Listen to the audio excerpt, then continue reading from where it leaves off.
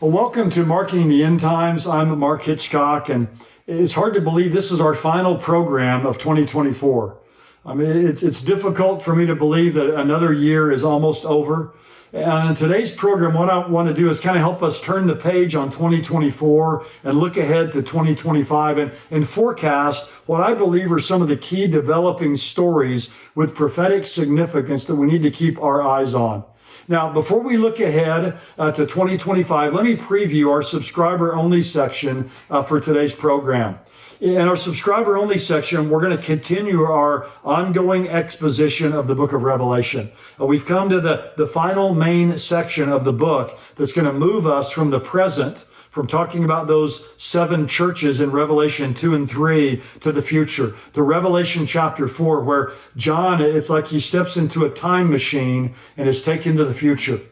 And we're going to see there an amazing vision of heaven. If you have ever wondered what heaven is like, you're going to find this fascinating as we're transported into the throne room of God. So we'll get to that in a bit in our subscriber-only section. A great chapter in the Bible, the throne chapter of the Bible, Revelation chapter 4.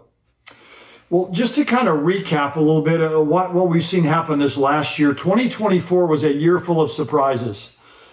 You think about last spring, Iran struck Israel directly for the first time with just a barrage of ballistic missiles. Israel hit back and claims to have damaged Iran's nuclear capability. Then Iran hit Israel again, and of course Israel's, threatened to hit Iran back again at some point in time. President Trump was reelected, sparking renewed hopes for Middle East peace and an end to the Russia-Ukraine war. Israel and Hezbollah fought a 14-month war with Israel coming out on top. Hezbollah was forced to the peace table to enter into a ceasefire. Maybe the most surprising of all, the brutal Syrian regime of Bashar al-Assad was toppled. So it was a major blow to Iran and to Russia. And ending this year was one of the strangest stories to me in recent memory.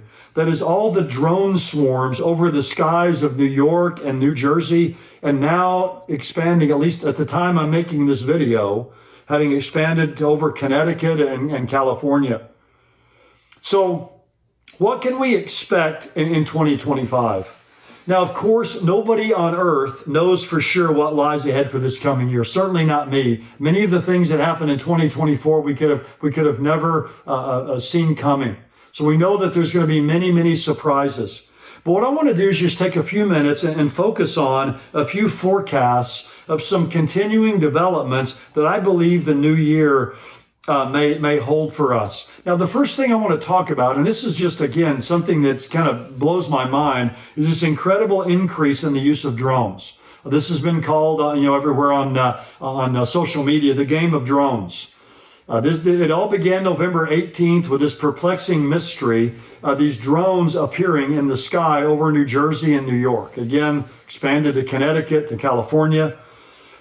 Now, there's been all kinds of speculation on what this is, and at the time of the making of this video, when I'm making it right now, there's not been a conclusive statement about what they are. If this is a foreign adversary, we're over a month into this, and this is massively concerning.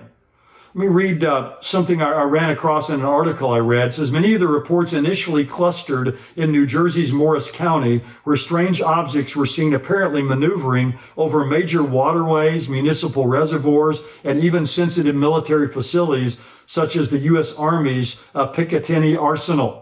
But some of the latest sightings are from other surrounding counties and stretch as far south as the outskirts of Philadelphia. The activity comes amid fresh reports of alarming drone activity elsewhere, including at 4 U.S. used military bases in the U.K. in recent weeks and around Langley Air Force Base in Virginia in December of 2023. The Wall Street Journal has a headline that says, mysterious drones swarmed the U.S. military base for 17 days. The Pentagon is stumped. Now, again, at the time of the making of this video, people are saying these aren't hobbyist drones. The smallest ones are at least 6 feet in length. Some appear to be the size of a small car or even a bus. They could be from foreign enemies. We don't know. That's what some believe. Many are saying that these are satellites, airplanes, helicopters. I heard one man say these are just airplanes and helicopters, but if they're airplanes and helicopters, you hear sound with airplanes and helicopters. It would be very easy for our government to just come out and say these are airplanes and helicopters. But there seems to be a lot of hiddenness, a lot of secretive, there seems to be a lot that's hidden, kind of secretive about all of this.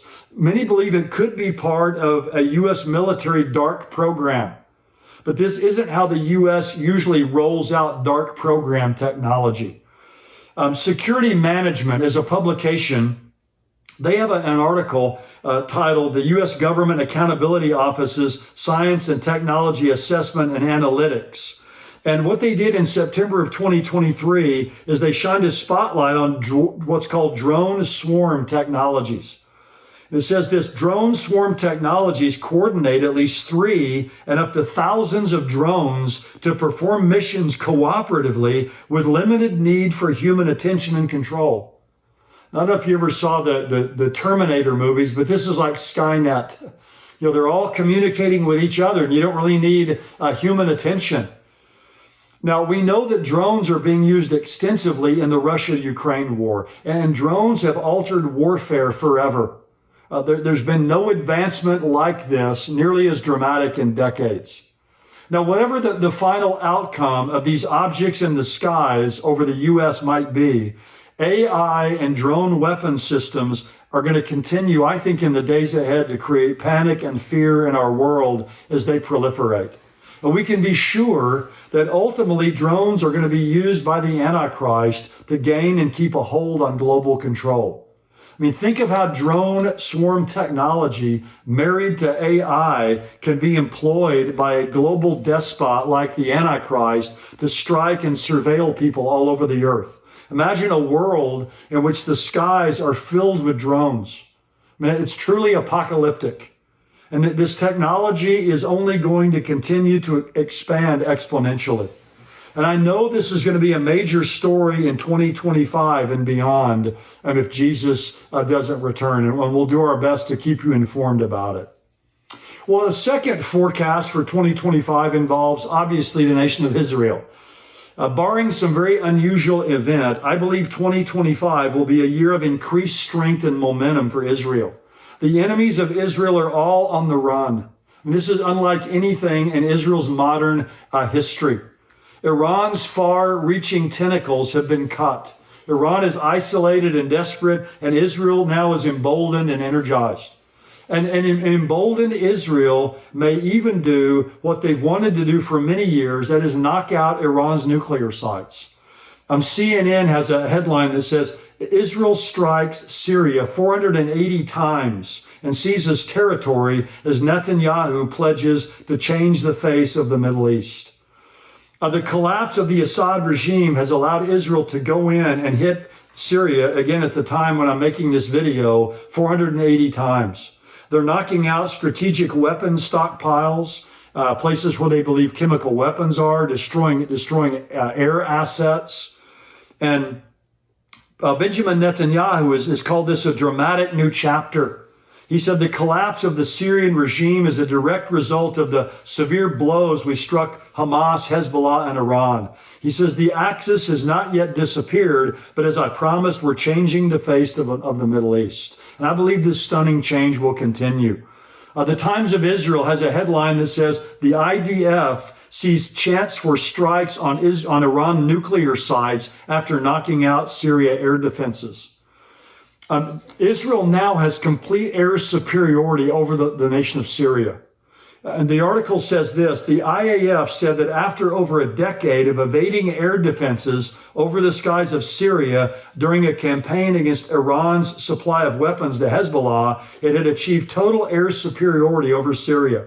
This air superiority over Syria could enable safer passage for IAF aircraft to carry out a strike on Iran, the military officials said. So with air superiority over Syria, they can now go into Iran much more easily to take out these nuclear sites if they want to. And the U.S., under a Donald Trump administration, may be more inclined to help Israel, to deal a death blow to Iran's nuclear aspirations. We'll have to see, but 2025 will be a crucial year, I believe, for Iran's nuclear aspirations. I think it's going to be a make or break year. The third main forecast I have involves Russia. I believe the Russia-Ukraine war will get much worse before it gets better. Russia's been humiliated by what happened in Syria. Russia is infuriated that U.S. missiles have been fired into its territory by Ukraine, and Russia wants to punish and inflict as much damage on Ukraine as it can. An AP headline says U.S. warns Russia may be ready to use lethal missile against Ukraine again in coming days. They want to devastate the Ukraine. I think Russia will continue to ratchet up its rhetoric and its offensives to gain a strategic advantage. The Guardian has a headline that says, Ukraine war briefing, NATO warns that Putin wants to wipe Ukraine off the map. Now, this is a fascinating statement here in this article from The Guardian. It says this, NATO Secretary General Mark Rutte has warned that Russian President Vladimir Putin wants to wipe Ukraine off the map and could come after other parts of Europe next. So this is the NATO Secretary General. He told the Carnegie Europe think tank in Brussels, it's time to shift to a wartime mindset and that people should gird themselves for the prospect that Russia might try to use swarms of drones in Europe as it has done to deadly effect in Ukraine. So there's the drones kind of coming up again. But we know that Russia is going to be the leader of that Gog-Magog invasion, and we see Russia, I think they're going to be much more aggressive in the coming year. At the very least, they're going to do that so that if there are peace negotiations, they'll have all the leverage that they can. But this is a really interesting statement here. They want to wipe Ukraine off the map, and that they could even send these swarms of drones in Europe, which could spark certainly a NATO war against Russia and even lead to World War III. But this game of drones is going to increase dramatically, along with technology in every area in the coming year. We know that. We know that Israel is going to advance and exert its power against its near enemies, against Gaza and Syria and Lebanon, and probably even in a greater way against Iran. We know that Iran is going to escalate its pursuit of nuclear weapons. That's the only deterrent they really have left. And that will open them up to a major assault by Israel, possibly aided by the U.S. And we know that Russia has been humiliated and will increase its offensives against Ukraine to gain all the leverage it can in view of a future peace agreement. And all of these forecasts point dramatically to the end time scenario predicted in the Bible. They're all related to Israel, to the Antichrist, to Russia, to the Gog-Magog war. And as we think about these forecasts, though, I want to remind you and myself that God's not given us a spirit of fear. So I'm not saying all these things as we go into the new year to create a spirit of fear, anxiety. We have to live and we have to go into 2025 in faith, not in fear, in hope, not in hopelessness, in anticipation, not in anxiety. God is moving in our world to accomplish his purposes and his plans. So we want to make sure that we allow him, as he's moving in this world, to also move in our lives, to accomplish what he wants us to do so that he can continue to work through us. So my prayer for myself and for all of you is that we'll enter 2025 with confidence in the sovereignty and the goodness of our great God. And that 2025 will be a year, maybe the year of his coming. And even so, come Lord Jesus. We're going to go now to our subscriber-only section, and we're going to end out this year with a final lesson, or a lesson in the book of Revelation, from Revelation chapter 4, as we take that great journey to heaven, as the Apostle John now is going to be transported there and tell us about things to come. Thank you so much for being subscribers. If you're not a subscriber, you can go to endtimes.com, sign up there for just $7 a month. We'd love to have you as a subscriber for 2025, so you can go there and become a subscriber. We'll go now to that subscriber-only section. We'll continue our study of the book of Revelation.